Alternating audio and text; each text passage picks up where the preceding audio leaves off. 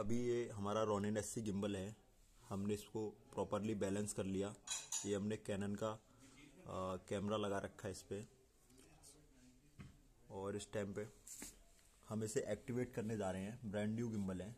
अगर आपका gimbal activate नहीं होता है तो ये ग्रीन लाइट ऐसे ब्लिंक करती रहती है।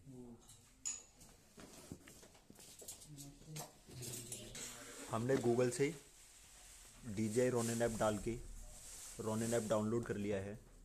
इसे इंस्टॉल कर लेते हैं।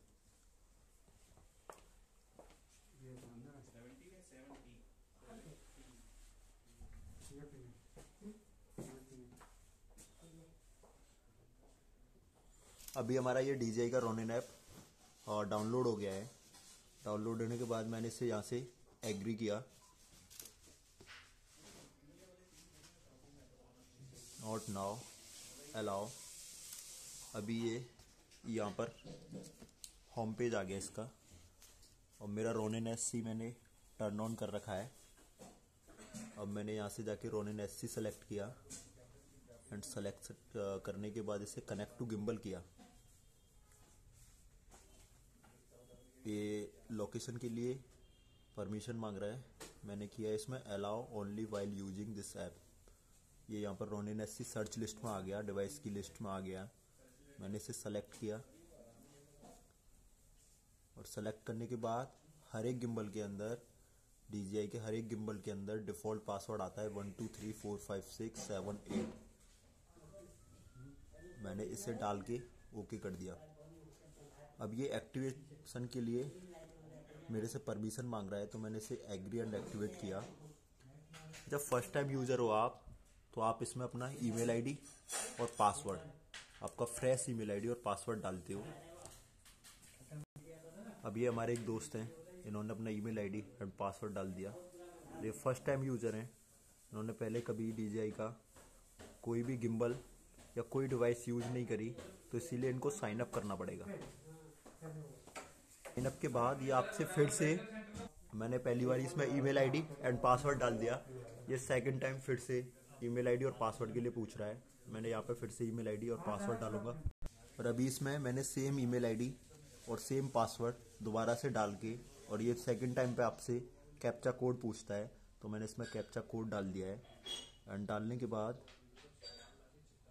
मैंने इसे फिर से साइन अप करना है।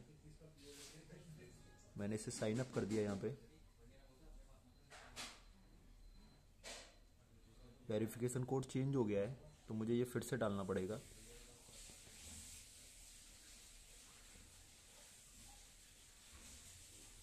PP93।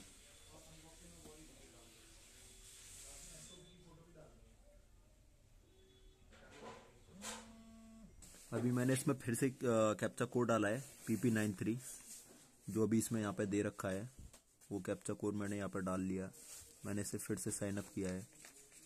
ये साइन अप के बाद आपसे फिर से ईमेल आईडी और पासवर्ड मांगता है। अगर आपके में डिफ़ॉल्टली पहले से ही डाला हुआ आता है तो कोई डालने की ज़रूरत नहीं है। अगर डाला हुआ नहीं है तो आप इसे डालोगे, फिर इसे लॉगिन करोगे।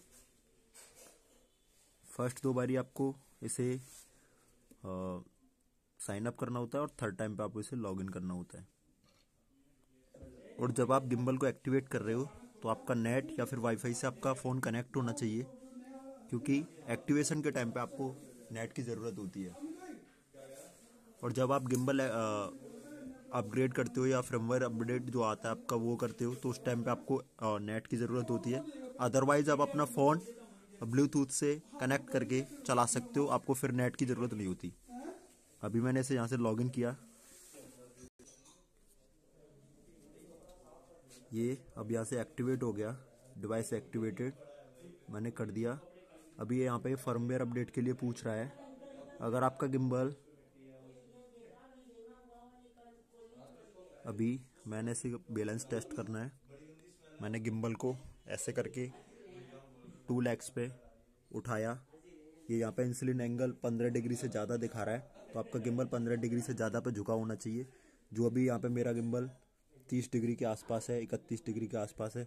मैंने बिगिन टेस्ट स्टार्ट किया। यहाँ से टेस्ट बिगिन टेस्ट करते हैं। ये अभी इसलिए बिगिन टेस्ट नहीं हो पा रहा क्योंकि हमारी मोटर स्लीप मोड में है। हमें यहाँ से पहले से स्लीप मोड में से हटाना पड़ेगा, गिम्बल को वॉक करना पड़ेगा।